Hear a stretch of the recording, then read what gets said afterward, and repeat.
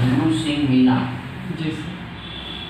अपना संक्षिप्त परिचय दीजिए। जी सर, मेरा नाम भल्लू सिंह मीना है। मैं शाजापुर जिले का निवासी हूँ। मैंने अपनी माध्यमिक शिक्षा Saharanpur public higher secondary school से की है और स्नातक शासकीय निर्भय सिंह पटेल कॉलेज इंदौर से संपन्न किया है। और वर्तमान में आप क्या कर रहे हैं अभी? सर वर्तमान में मैं MPPSC की तैयारी कर रहा हूँ। इसके पहले क्या कर रही थी? इसके पहले सर मैंने BSF में था। BSF में? जी सर। किस पद पर थी? जी सर, मैं उप निरीक्षक के पद पर था। उप निरीक्षक के पद पर थी। फिर वहाँ से आपने क्यों उसको नौकरी का परित्याग कर दिया, फिर इधर आ गया? सर मुझे पहले से ही मेरा लक्ष्य था कि मुझे MPPSC में जाना है, सिविल सेवा में जाना है, और मुझे वहाँ एहसास हुआ कि मैं अच्छे से नहीं कर पाऊँगा, तो फिर एक डिसीजन लिया। ये बताओ भल्लू जी कि अभी तो रोजगार की बहुत मारा मारी है। आपने एक रोजगार ऑलरेडी था वो छोड़ दिया है, अब आप दूसरी को पकड़ने का प्रयास कर रहे हैं। बाय द वे, अगर ये MPPSC मान लीजिए आपको नहीं मिलता है तो फिर आप क्या करें?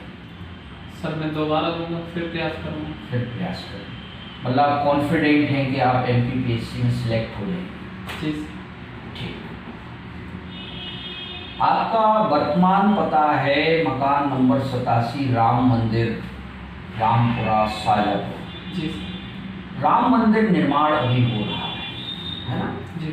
तो राम मंदिर जो निर्माण हो रहा है उसके बारे में आप थोड़ा सा बताएंगे।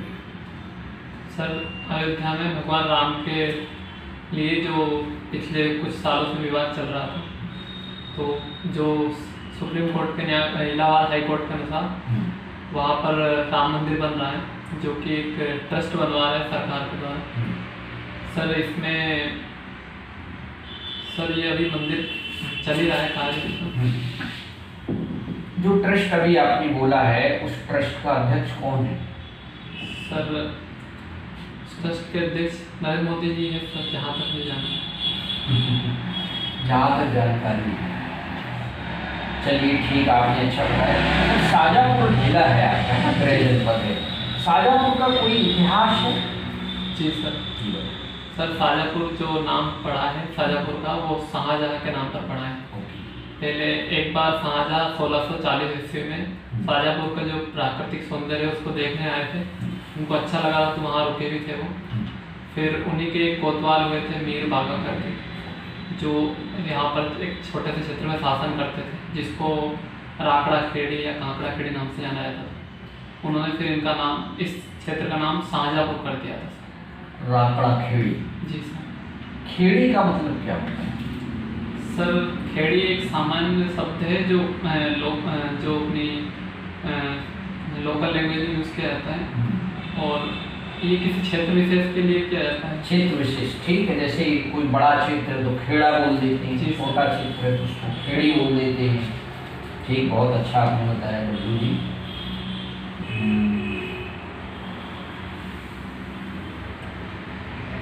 अपना आधार कार्ड नंबर याद है आपको? जी बताएं। 608389665338। अच्छा ये बताइए, जो UID है अभी, जी सर, ये UID 2.0 भी एक लॉन्च हो गया है। जी सर। उसके बारे में कुछ जानकारी है? सर जहाँ तक मुझे मालूम है, इसमें ऐसा है कि हम UID पे अपना आधार कार्ड नंबर डालकर देख सकते हैं कि अपना आधार कार्ड कहाँ कहाँ। नहीं, मैं ये पूछ रहा हूँ कि UID 2.0 के बारे में आप जानते हैं? ये तो आप आधार कार्ड के बारे में बताएं। Sorry sir. UID का फुल फॉर्म बताओ। सर UID का full form unique identification. Sir unique identification UID नहीं आ रहा। UIDA नाम सुना है आपने? UIDA? जी सर, फुल फॉर्म नहीं आ रहा है। फुल फॉर्म नहीं आ रहा है, कोई बात नहीं। अच्छा ये बताइए, आधार कार्ड और निजता के अधिकार में बड़ा संघर्ष चल रहा है। कुछ लोग ये मानते हैं कि आधार कार्ड जो है वो किसी से हम उसको अनिवार्य नहीं कर सकते, क्योंकि निजता का अधिकार का उल्लंघन करता है, राइट टू प्राइवेसी। तो यदि कोई भी व्यक्ति ऐसा दावा करता है कि ये निजता के अधिकार का उल्लंघन है, तो फिर तो हमारे देश में हम अपने नागरिकों की पहचान नहीं कर पाएंगे। यही निश्चित नहीं कर पाएंगे कि ये भारतीय नागरिक है या किसी अन्य देश का नागरिक है या शरणार्थी है। तो क्या ये जो निजता के आधार पर आधार कार्ड ना बनवाने का जो एक सिलसिला चल रहा है या उसको स्वैच्छिक कर दिया गया है, इसके क्या दुष्परिणाम हो सकते? सर इसके दुष्परिणाम यहाँ ये होंगे, जैसे अभी सरकार एक बिल लेके आ रही है जिसमें आधार कार्ड और वोटर कार्ड दोनों को जोड़ने का चल रहा है।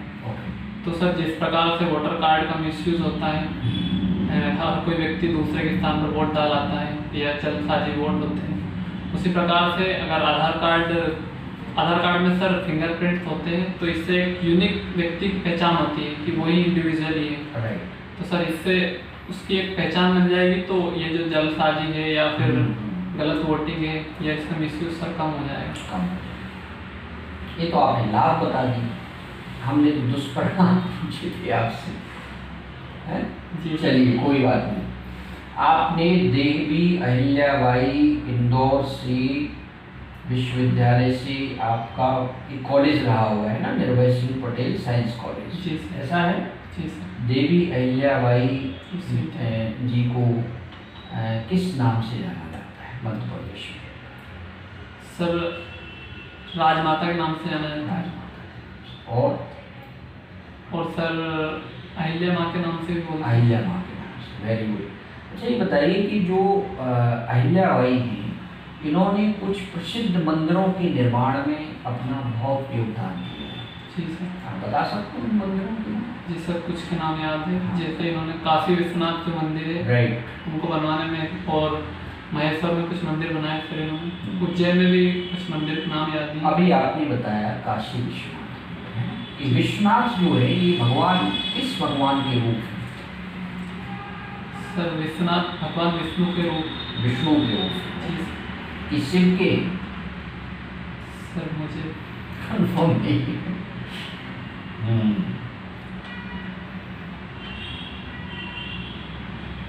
राष्ट्रीय सेवा योजना में आपको प्रमाण पत्र मिले हैं, वो भी अलग अलग वर्षों में मिले हैं, है ना? जी सर। और आपने उसमें काफ़ी अच्छा कंट्रीब्यूशन भी किया है, इसे NSS कहते हैं? जी सर। ओके। अब आप बताइए कि ये जो राष्ट्रीय सेवा योजना है इसका क्या उद्देश्य है? सर राष्ट्रीय सेवा योजना का उद्देश्य है कि एक ऐसे विद्यार्थी का व्यक्तित्व का विकास करना जो समाज के लिए काम आए। सर सिंपल सा इसका एक ही नियम था कि व्यक्तित्व का विकास हो बच्चों का, विद्यार्थियों का। निर्भय सिंह कौन है? सर जो डॉक्टर निर्भय सिंह पटेल जी थे, वो बीजेपी के विधानसभा सदस्य रहे हैं, जो देपालपुर विधानसभा से थे। देपालपुर? जी सर, वो 3 बार विधानसभा सदस्य रहे और 1 बार कैबिनेट मंत्री भी रहे।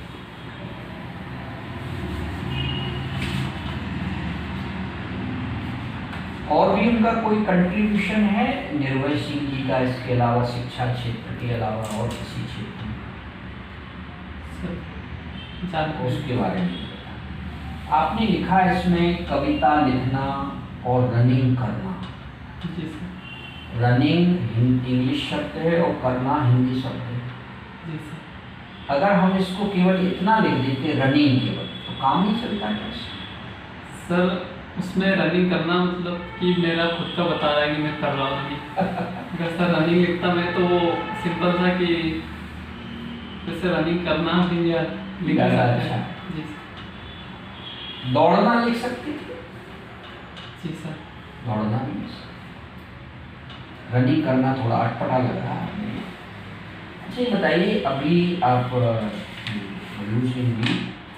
कि हमारा किस देश के साथ सबसे अधिक ट्रेड डेफिसिट है? सर अभी सर वर्तमान में सर ट्रेड डेफिसिट तो सर चीन के साथ ही है। चीन के साथ सबसे ज़्यादा क्यों है, आप बता सकते हैं? सर उसके पीछे कुछ रीजन है, जैसे चीन में सर चीन को मैन्युफैक्चरिंग हब कहा जाता है, तो वो कम पैसों में अच्छी चीज़ें उपलब्ध करा देते हैं। जिससे उनका माल जल्दी डंप हो जाता है, यहाँ पे टिक जाता है, और हमारी जो वस्तु होती है वो महंगी होती है, तो वो अंतर्राष्ट्रीय बाजार में उतनी नहीं मिल पाती। ठीक ठीक ठीक, आपने ठीक बताया है। अच्छा ये बताओ, अभी हमारे प्रधानमंत्री जी ने आज ही या कल 2-3 दिन से लगातार ये न्यूज़ आ रही है कि हम अपने देश में एक स्टार्टअप संस्कृति बनाएंगे, है ना, और हम अपने स्टार्टअप्स को वर्ल्ड क्लास बनाएंगे, और हमारे स्टार्टअप काफ़ी हद तक सफल भी हुए, काफ़ी और जिनने इंटरनेशनल ख्याति भी प्राप्त की। तो आप ये बताइए भल्लू जी हमको कि ये स्टार्टअप क्या हो?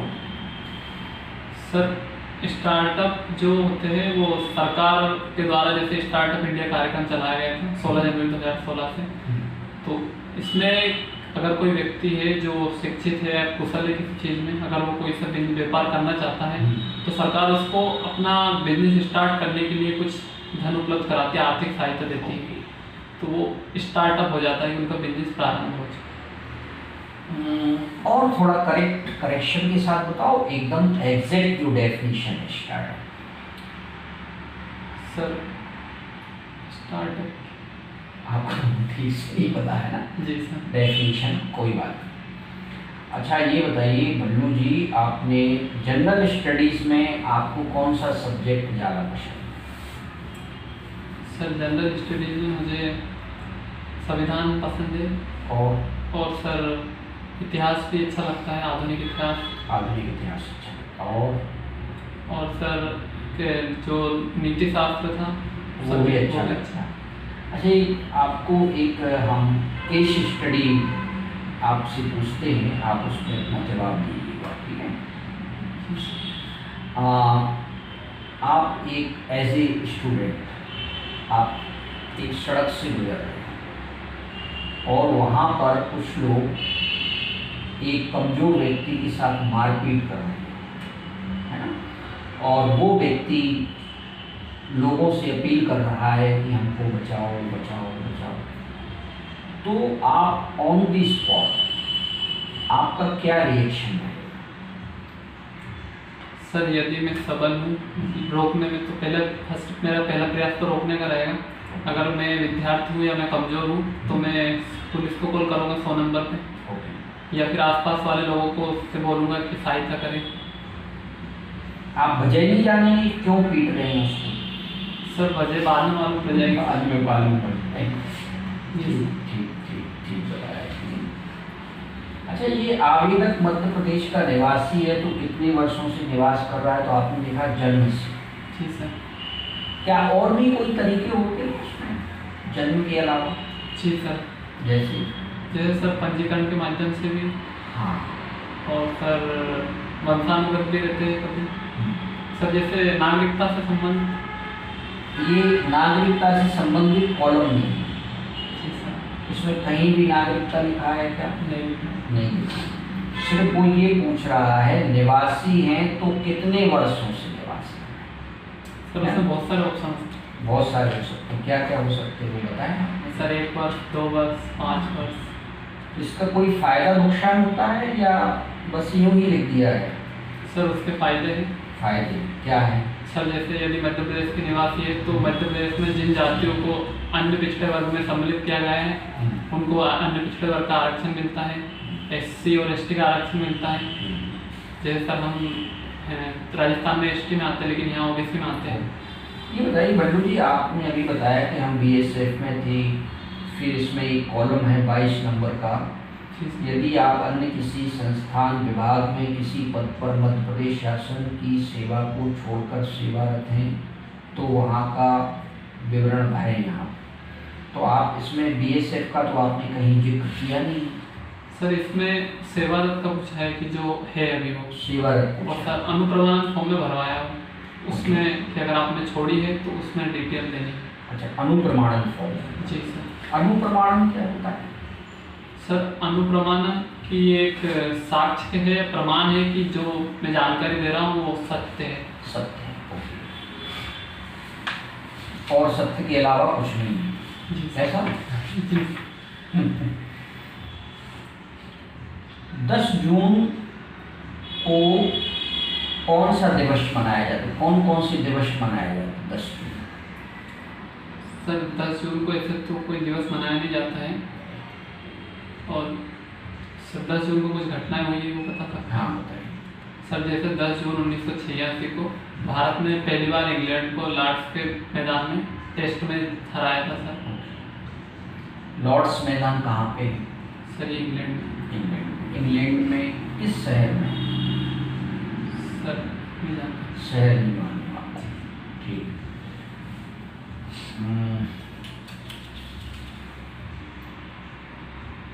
भल्लू जी, आप रनिंग करते हैं, कविता भी लिखते हैं। कविताएं किस तरह की कविताएं लिखते हैं आप? उसका कोई प्रकार होगा आप जो पोइट्री लिखते हैं, पोइट्री के कितने फॉर्म होते हैं?